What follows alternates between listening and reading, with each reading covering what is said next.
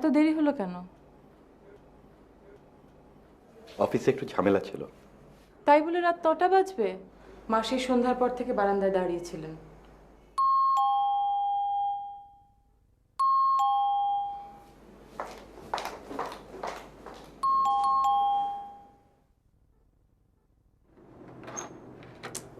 ভাবি, মঞ্জু ভাই বাসা আছে? কেন, ফোন এসেছে? জি। এত রাতে কে ফোন করেছে? জানি না, বাবা ফোন ধরেছে। ভাবি, লোকটা কিন্তু লাইনে আছে। ও আচ্ছা, তাহলে তুমি যাও, আমি তোমার মঞ্জু ভাইকে পাঠিয়ে দিচ্ছি। আচ্ছা, ঠিক আছে। হ্যালো। জি, আপনি কে বলছেন? জি, উনি আমার বাবা। উনি তো জি আমেরিকা। জিনিস? কি জিনিস? আমি আপনার কথা মা মা আমার কাছেই আছেন।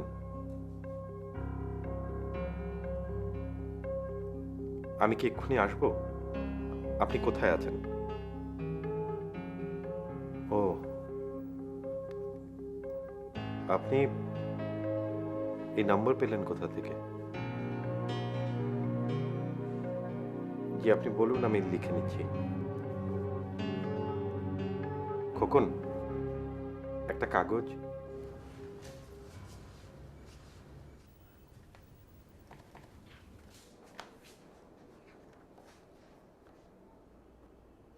জি বলুন। জি ঠিক আছে। এত রাতে ফোন করতে মানা করে দিও। সামনে খোকনের পরীক্ষা। এত ছোটাছুটি করলে পড়ায় মনে বসবে? কে ফোন করেছিল? আর যাকে তাকে আমাদের ফোন নাম্বার দেবে না তো।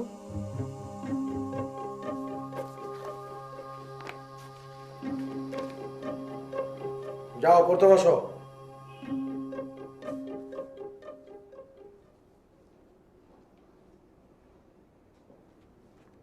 চলো যাও।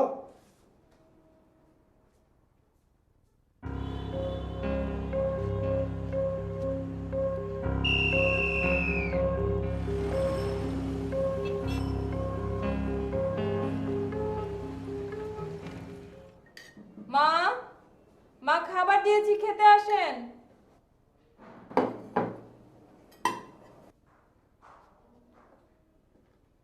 এই তুমি একবারে হাত ধুয়ে খেতে বসে যাও।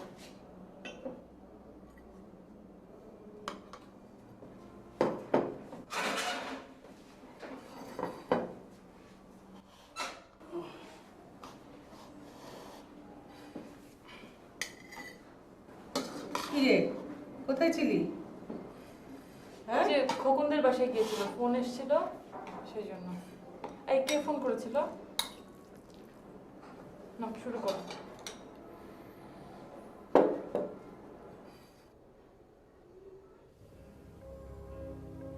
কি হলো? তুমি তো কিছুই খাচ্ছ না।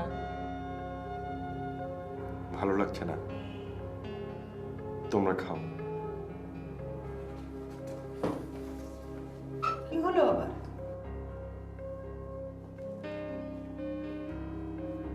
মিতু, কি হয়েছে? কি জানি মা।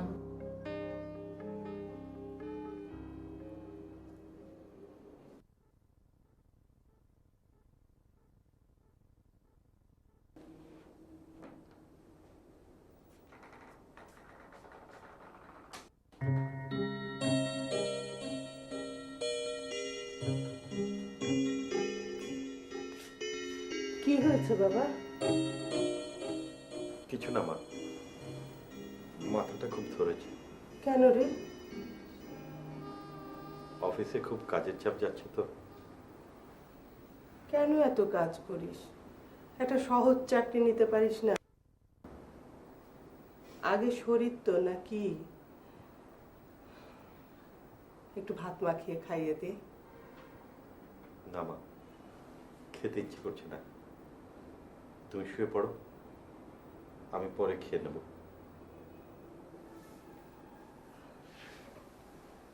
বাতিটা নিভিয়ে দিও মা।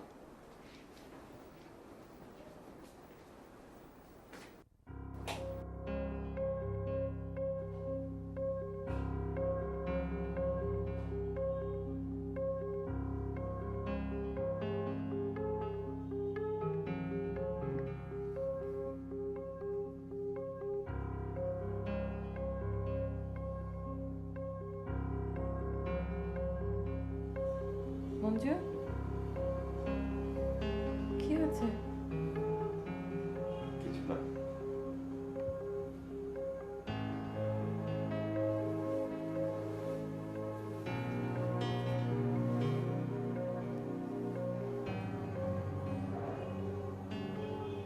মঞ্জু, কি হয়েছে আমাকে বলবে না? খারাপ কিছু ঘটেছে?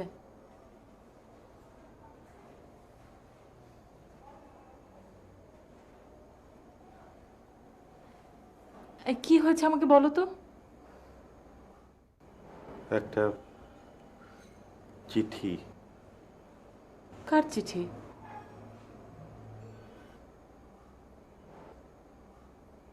বাবার। কোথায়? এক ভদ্রলোক ফোন করেছিলেন, ওনার কাছে। বাবা নাকি যুদ্ধ করার সময় চিঠিটা লিখেছিলেন। কাকে? আমাকে। তো উনি এতদিন সেটা দেননি কেন? বাবা মারা যাবার পর আমরা তো বাড়ি থেকে পালিয়ে গিয়েছিলাম, আর ওই ভদ্রলোক চলে গিয়েছিলেন আমেরিকা। 30 বছর পর উনি ফিরে এসেছেন। অনেক কষ্টে আমাকে খুঁজে বের করেছেন। আর তুমি এখনো বাড়িতে বসে আছো? তুমি তক্ষুনি চিঠিটা আনতে গেলে না কেন? উনি এখন চট্টগ্রামে, পরশু ফিরবেন, তখন গিয়ে নিয়ে আসবো।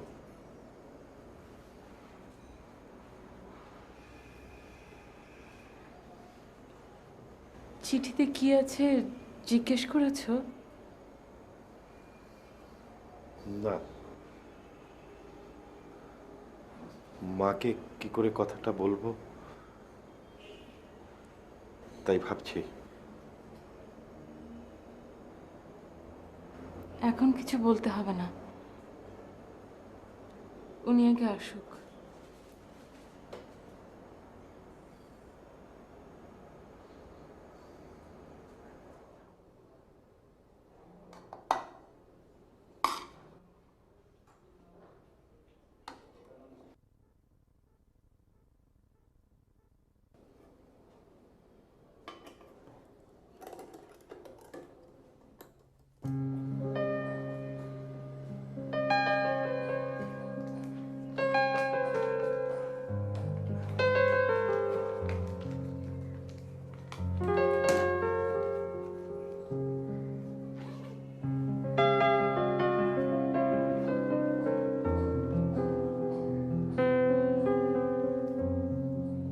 বললাম আজ অফিসে যাস না, শরীরটা খারাপ।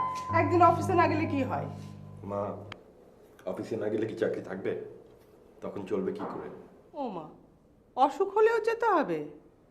তাহলে দরখাস্ত করে ছুটি নিতে হবে। তাহলে আর ছুটির দরখাস্ত দিয়ে আসবি? না মা, ও একদম ঠিক আছে। ও কাজের মধ্যে থাকলেই ভালো থাকবে, ওর কিচ্ছু হয়নি। মা, আমরা আসি, আপনি কিন্তু না খেয়ে বসে থাকবেন না।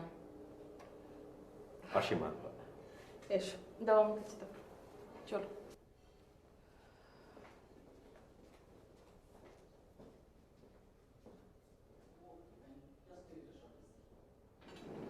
আজ আমি তোমাকে অফিসে নামিয়ে তারপর স্কুলে যাব। তোমার তো দেরি হয়ে যাবে। অসুবিধে নেই। আর রিক্সা যাবে? যাবো। আরে ভাই, আমি তো ভাড়া পাচ্ছি ভাই, আমি চলে যাবো। না ভাই। কি ব্যাপার? এটা কি ফাজলামি করার জায়গা? আরে ফজরের আজান থেকেই ফাজলামি শুরু হয়ে যায় না? সরো বলছি। বাধ্য তো, চলো আমরা একটু হেঁটে সামনে থেকে আরেকটা রিক্সা নিই। কি এই রিকশা চলো তো, দেখি কে আমাদেরকে থামায়। ওঠো, রিকশায় ওঠো। আহা, তুমি খালি খালি রাগ করছো। চলো বলছি, রিকশায় ওঠো। এই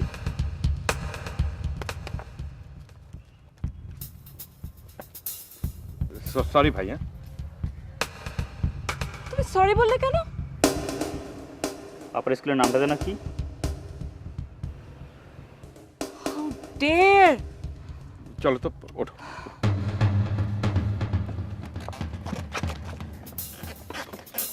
চলো।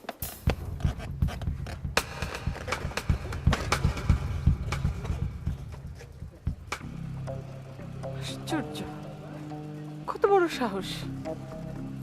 প্রতিদিন একই ঘটনা ঘটবে, অথচ আমরা কিছুই বলতে পারবো না। এরা ভয়ঙ্কর মানুষ, এদের সঙ্গে তর্কে যাওয়া মানে বুঝতে পারছো? পারছি।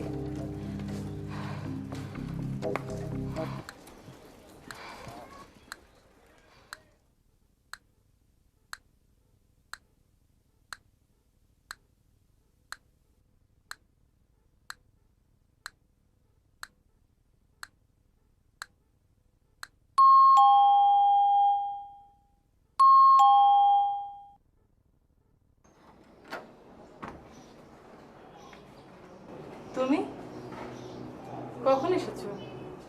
এই তো 10 মিনিট। তুমি এই সময়? কাজে মন বসছিল না। রাগে?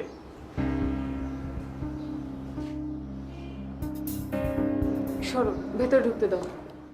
তোমাদের দুজনের কি হয়েছে বলো তো? মঞ্জু ফিরে এসে বলল কাজে মন বসছে না। তোমরা কি আমার কাছ থেকে কিছু লুকোচ্ছ? মা, লুকোনোর মতো কিছু নয়, আবার প্রকাশ করার মতো কিছু নয়। আমাদের একটু মনোমালিন্য হয়েছে আজ সকালে যাবার সময়। কি নিয়ে আমাকে বলা যায় না? আপনার ছেলের মা সাহসটা একটু কম। কেন? সাহস দিয়ে কি হবে? কেউ ওকে কিছু বলেছে? মঞ্জু,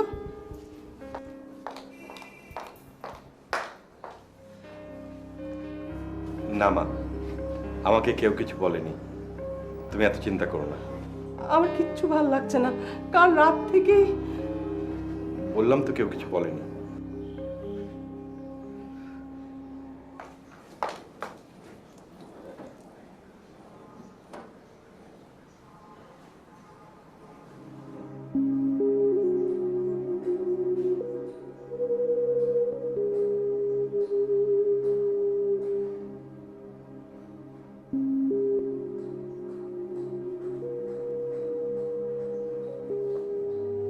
বাবার সাথে তোলা আমার শেষ ছবি।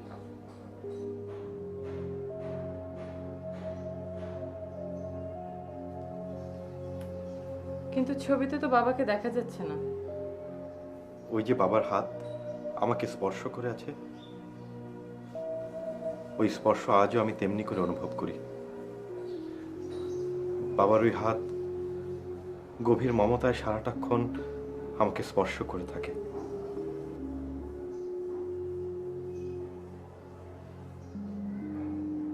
কি? আমার উপর রাগ করে আছো?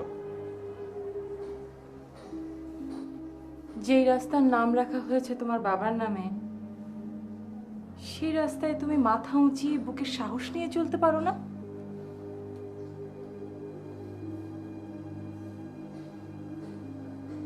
মঞ্জু, তোমার শরীরে বাবার এই হাত কিন্তু কেবল মমতার স্পর্শ নয়, শক্তি।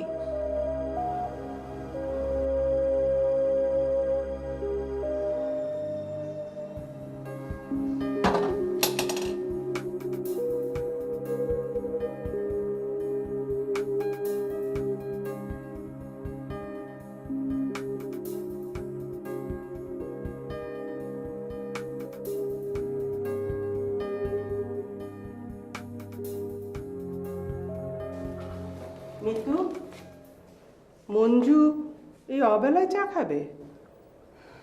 না মা, আমি। মিতু, মানুষের জীবনে সবচেয়ে বড় বন্ধু কে জানো? তার সাহস।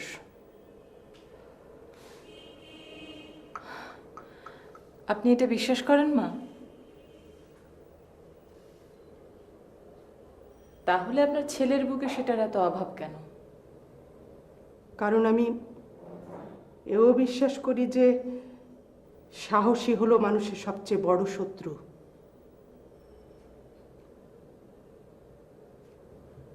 আপনি ভুল ভাবছেন মা, আপনার বিশ্বাসে অনেক ভুল।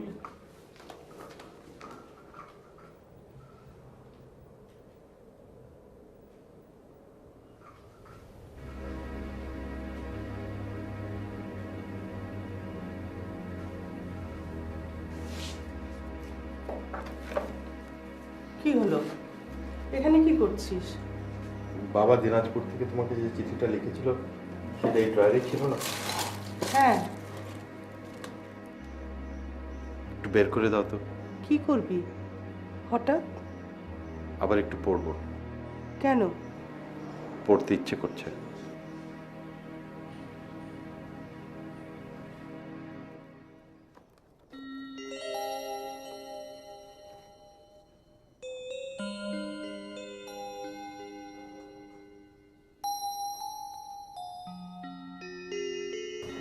যে ভদ্রলোক ফোন করেছিলেন তার নামটা যেন কি? আনিসুল হক। এই নামের কারো কথা তো বাবার চিঠিতে নেই। উনি হয়তো আরো পরে মুক্তিযুদ্ধে জয়েন করেছিলেন। হতে পারে। উনি তো কালই আসছেন। সেরকমই তো বললেন। আমি যে চিঠিটা নিয়ে আসবো, বাড়িতে আর আনবো না। মাকে জানাবে না? এমনিতেই মার হাই ব্লাড প্রেশার, সারাক্ষণ আমাকে নিয়ে টেনশন করেন। নতুন করে আবার পুরনো ব্যথা জাগিয়ে তুলতে চাই না।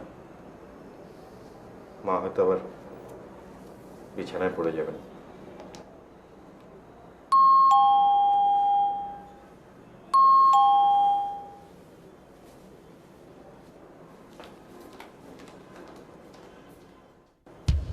কে কে? আসসালামু আলাইকুম ভাবি, ভালো আছেন? কি ব্যাপার? এ মাসের বাড়ি ভাড়াটা নিতে এসেছিলাম, গত মাসেরটা তো বাকি পড়েছে।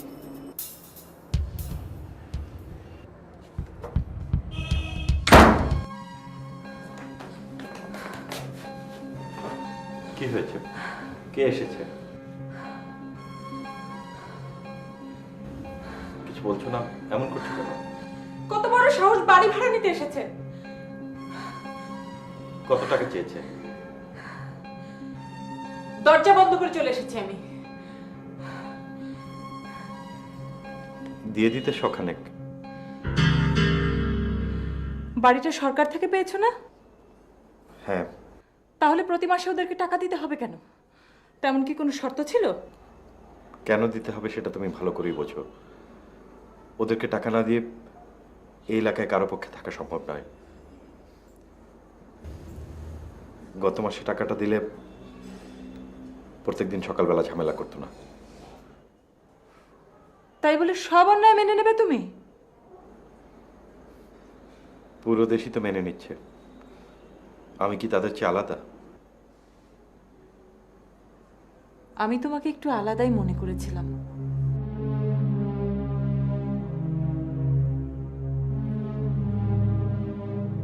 দরজাটা লাগিয়ে দাও। কোথায় যাবে তুমি? ওদেরকে টাকাটা দিয়ে আসি। আমাকে ভুল বুঝো না, দরজাটা লাগিয়ে দাও। পারবো না, পারবো না।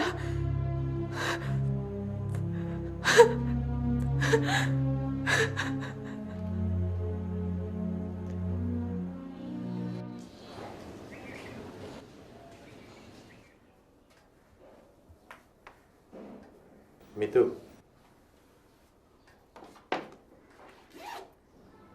আজ আমি অফিসে যাচ্ছি না। মিতু, তোমার সঙ্গে আমার কিছু কথা আছে। I am in trouble.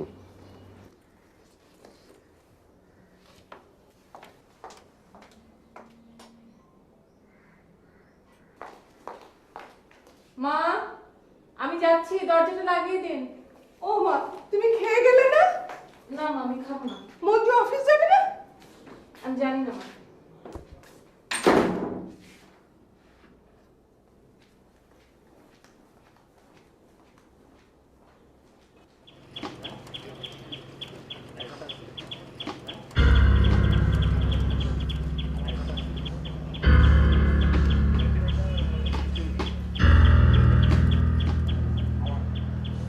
রিক্সা,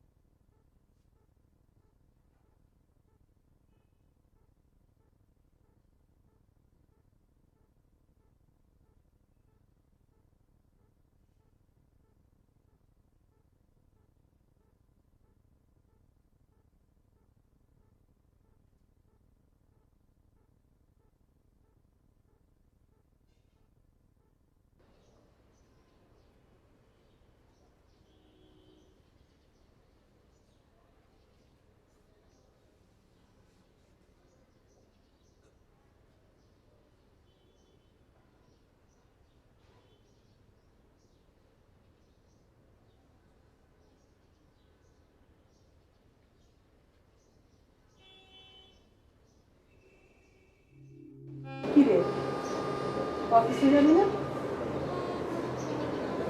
নাস্তা কি কিছু হয়েছে অফিসে? না, তাহলে ভালো লাগছে না আমার। বাবা চল না, খুব দূরে কোথাও ঘুরে আসি, খোলা আকাশের নিচে, পাহাড়ে বা সমুদ্রে, অথবা যেখানে শুধু খোলা প্রান্তর, প্রাণ ভরে শ্বাস নেওয়া যায়। তোর মনে আছে বাবা, ছোটবেলায় তুই বীর পুরুষ কবিতাটা গোটা বলতে পারতি, স্পষ্ট করে রবীন্দ্রনাথের নাম বলে গড়গড় করে কবিতাটা বলে যেত। কত হবে বয়স, 4 কি 5? তোর বাবা সব সময় কানের কাছে কবিতাটা শোনাতো তোর। এখন মনে আছে তোর কবিতাটা? মনে করো যেন মাকে নিয়ে বিদেশ ঘুরে যাচ্ছি অনেক দূরে,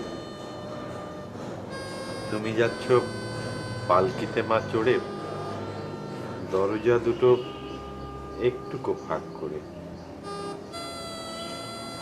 আমি যাচ্ছি রাঙা ঘোড়ার পরে, টক বগিয়ে তোমার পাশে পাশে। আর মনে নেই? তুই শুধু বলতি মাকে নিয়ে না, আমি বাবাকে নিয়ে যাচ্ছি অনেক দূরে।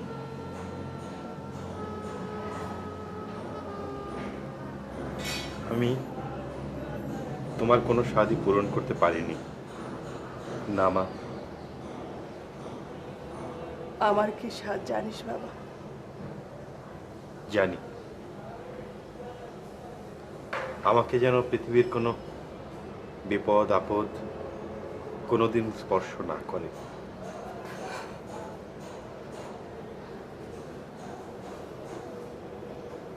মানুষের সব স্বাদ কি পূরণ হয় মা?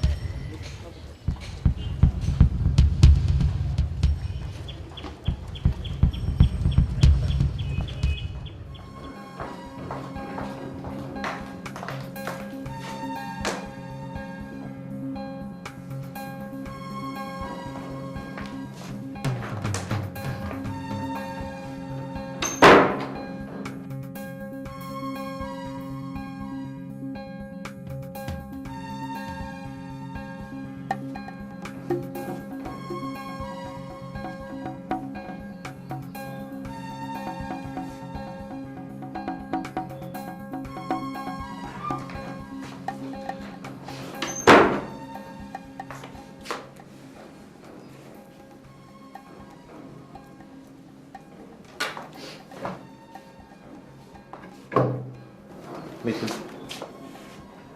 কেমন আছো? ভালো।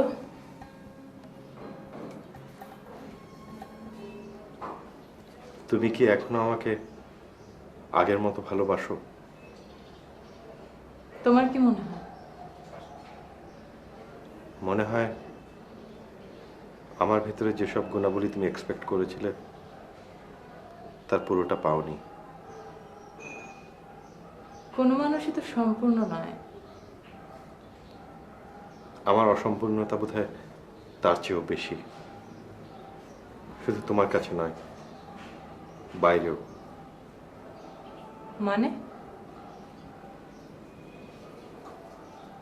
আমাকে অফিস থেকে সাসপেন্ড করা হয়েছে। কেন? গত মাসের হিসেবে কিছু ঝামেলা হয়েছে। কি ঝামেলা? লেনদেন বেশিরভাগ আমার হাতেই হয়েছে। প্রায় $1,02,000 শর্ট আছে অ্যাকাউন্টে। টাকা কি তুমি নিয়েছো? ছি, তাহলে সেটা বলনি কেন?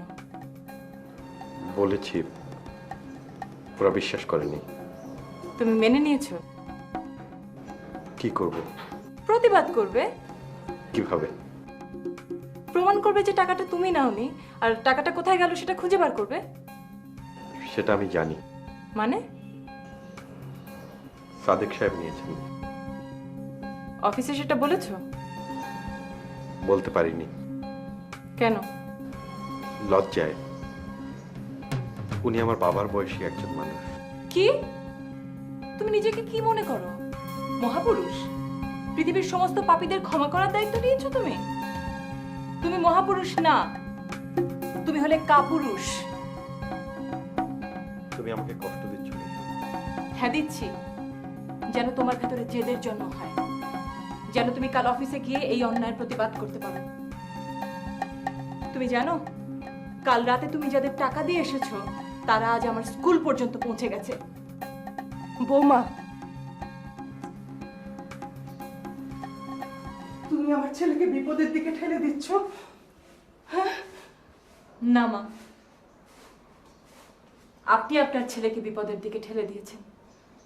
ওকে অন্যায়ের বিরুদ্ধে দাঁড়াতে শেখাননি। ওর ভেতরে কখনো স্ফুলিঙ্গ জ্বলে ওঠে না, অথচ ওর ধমনীতে তো ওর বাবার রক্তও বইছে। সেটাই তো আমার ভয়। আমি আমি কখনো চাইনি ও বাবার মতো সাহসী হোক। আমি আমার স্বামীকে হারিয়েছি, আমি আর ছেলেকে হারাতে চাই না।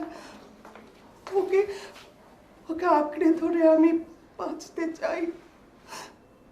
ওকে ওর মতো হয়ে থাকতে দাও বৌমা। নাইবা ও হলো সাহসী, নাইবা হলো যুদ্ধ।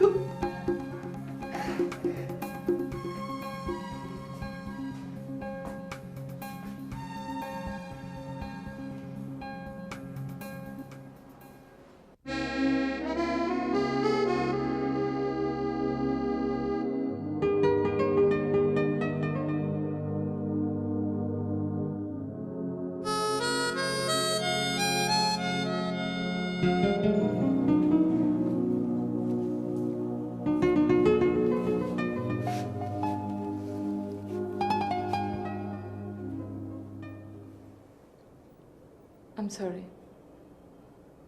কেন? আমি তোমাকে কষ্ট দিয়েছি। না, কিন্তু আমি মার কথা মেনে নিতে পারবো না। মঞ্জু, পৃথিবীতে একটা কঠিন সময় আমাদের জন্ম। You can't change the world, but you can change your self.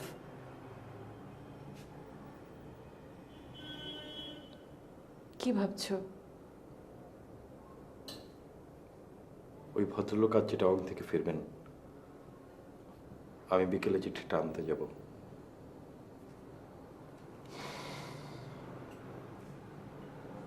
কোথায় উঠেছেন উনি? গুলশানে, ওনার বোনের বাসায়। তুমি Manju?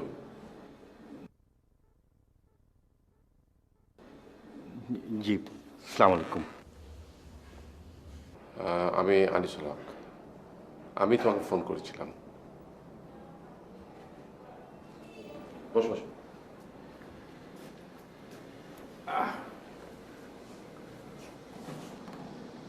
You are a bright young man.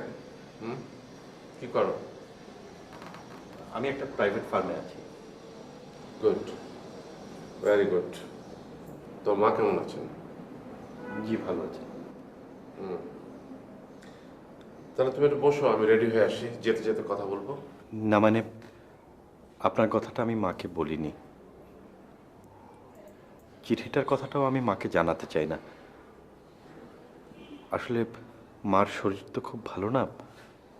তাছাড়া অনেক দিনের পুরনো ব্যাপার। I know, I know. I am really very sorry. আসলে আমি ভাবছিলাম ফর্মালি তোমার মায়ের কাছে গিয়ে আমি ক্ষমা চাইব। চিঠিটা কি আমি পেতে পারি? ও শিওর।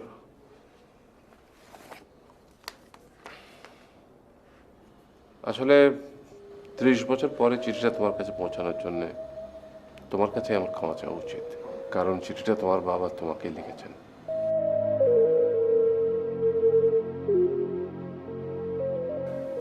আসলে কি জানো, প্রথমে ট্রেনিংয়ে যাই দিনাজপুরে, সেখান থেকে শিলিগুড়ি, পরে অক্টোবরে তোমার বাবার সাথে যুদ্ধে আমি জয়েন করি। কি ভয়াবহ সব যুদ্ধ তোমার বাবার নেতৃত্বে আমরা কয়েকশো জন মুক্তিযোদ্ধা করেছিলাম, সে তুমি কল্পনাও করতে পারবে না। পায়ে হেঁটে, হাতে এসএনজি, এলএমজি, স্ট্রেঞ্জার নিয়ে আমরা যুদ্ধ করেছিলাম। আকাশে ইন্ডিয়ান হেলিকপ্টার, নিচের ট্যাঙ্ক রেজিমেন্ট। কি ভয়াবহ যুদ্ধ 4 সপ্তাহ ধরে আমরা করেছিলাম। তারপর দেশ স্বাধীন হলো, অনেকেই মারা গেল, তোমার বাবাও।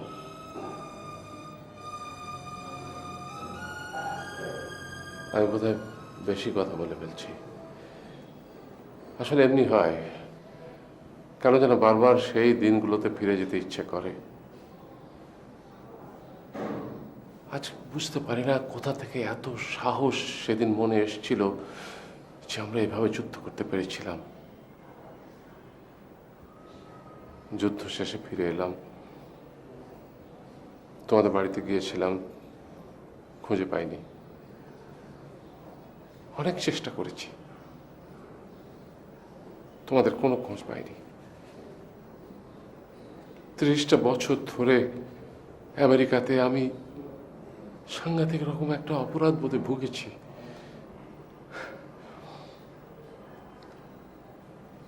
আজকে আজকে আমার মুক্তি হলো। তুমি আমাকে ক্ষমা করেছো তো? ছি ছি, এ আপনি কি বলছেন? I am really sorry, very sorry. আমি আসি। তোমার বাবা আজ বেঁচে নেই, বাট আই এম শিওর তোমার রক্তে তার স্ফুলিঙ্গ জ্বলে ওঠে। Am I right, Manju? I still salute him.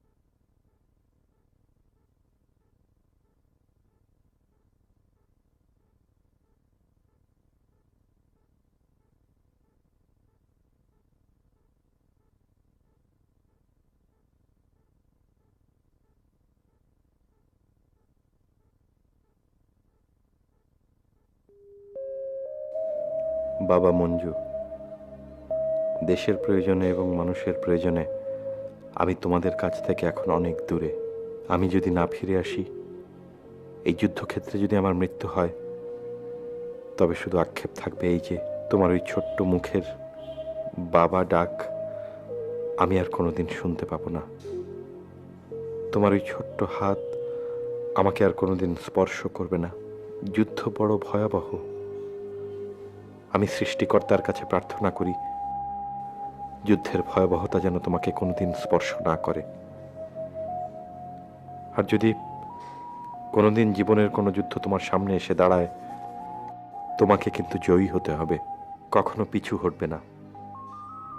মনে রাখবে, তোমার বাবা একজন অসীম সাহসী যোদ্ধা। তোমার জীবন সুন্দর এবং মঙ্গলময় হোক। বাবা, দিনাজপুর।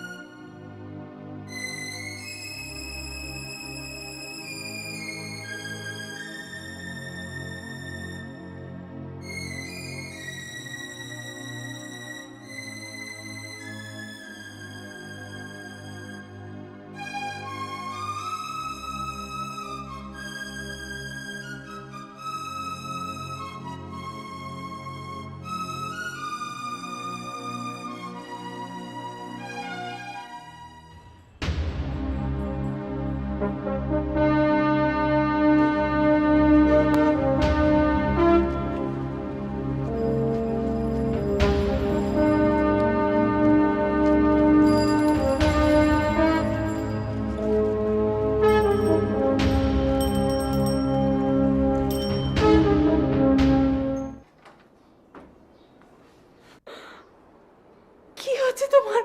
কোথায় ছিলে তুমি সারা রাত? মা, মা, ও ফিরেছে।